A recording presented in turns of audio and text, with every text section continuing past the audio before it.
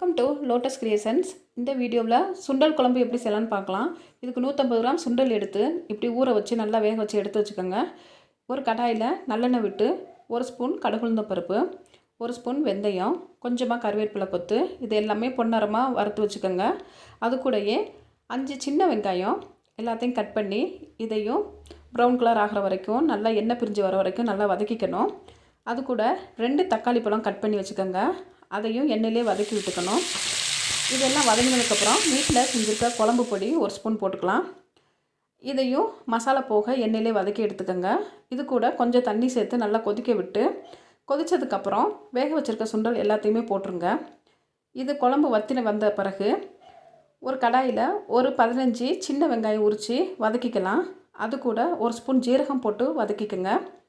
இது brown colour ஆகிற வரைக்கும் வதக்கிட்டு ஒரு சில் தேங்காய் அது கூட போட்டு வதக்கிக்கலாங்க. வதக்கி இப்போ எல்லாத்தையும் மிக்ஸி ஜாரில் போட்டுக்கோங்க. போட்டு கூடவே சின்ன துண்டு புளி போட்டுக்கோங்க.